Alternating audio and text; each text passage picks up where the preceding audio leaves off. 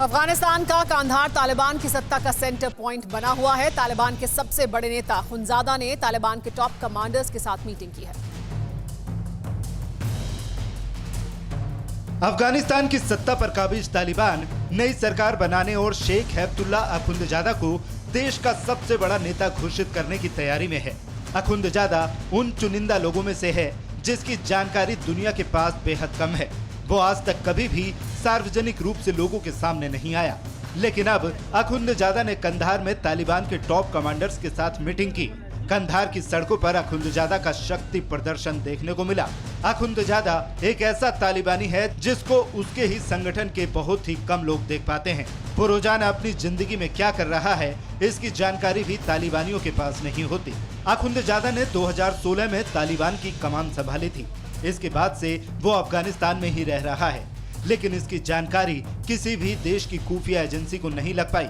इससे पहले भी तालिबान अपने सर्वोच्च नेताओं को इसी तरह से छिपा कर रखता आया है। अमेरिकी सेना की अफगानिस्तान से पूरी तरह से वापसी के बाद तालिबान के सामने अब 3.8 करोड़ की आबादी वाले देश पर शासन करने की चुनौती है। अफगानिस्तान की सरकार अब ईरान की तर्ज पर चलेगी, यानी यहाँ शरिया कानून होगा। अखुंदजादा अफगानिस्तान का सुप्रीम लीडर होगा जो पूरे अफगानिस्तान की रहबरी करेगा। 1 से 2 दिन के अंदर तालिबान सरकार भी बन जाएगी।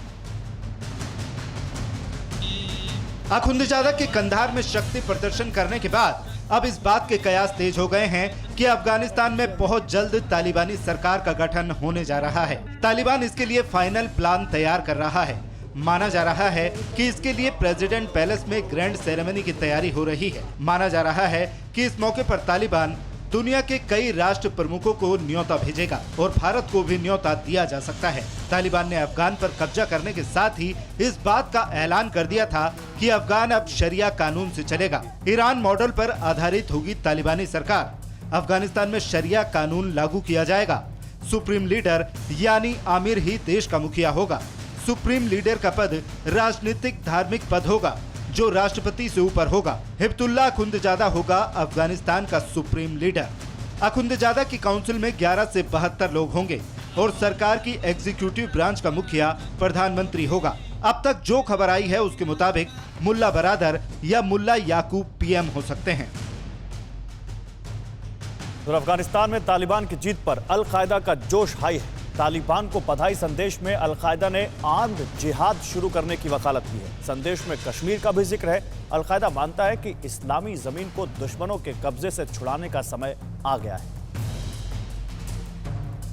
अल कायदा ने कहा कि वक्त आ गया है कि जिहाद के लिए जमीन तैयार की जाए और कश्मीर को भी आजाद कराया जाए। अफगानिस्तान में तालिबान राज लौटने के बाद अल कायदा के हौसले इतने बुलंद हो गए हैं कि वो तालिबान को आर्म्ड जिहाद यानी हथियार के साथ जिहाद करने के लिए उकसा रहा है। अल कायदा ने तालिबान को दिए बधाई संदेश में लिखा है कि इस्लामिक उम्माह को अल्लाह की दी हुई आजादी मुबारक हो। इस्लामी जमीनों को इस्लाम के दुश्मनों से आजाद कराओ। उस संदेश में फिलिस्तीन, सोमालिया, यमन और कश्मीर को आजाद कराने का जिक्र है और लिखा है कि वक्त आ गया है कि आर्म्ड जिहाद के लिए तैयारी की जाए।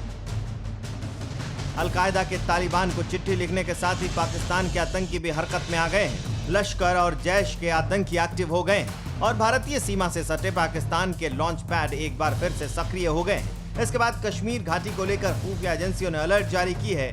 आतंकी पाकिस्तान के रास्ते भारत में घुसपैठ करने की साजिश रच सकते हैं। अल कायदा अफगानिस्तान से अमेरिकी सैनिकों की वापसी को एक बड़ी जीत के तौर पर देख रहा है। फिक्र आपकी, सोमवार से शुक्रवार रात 9 बजे सिर्फ TV9 भारतवर्ष पर।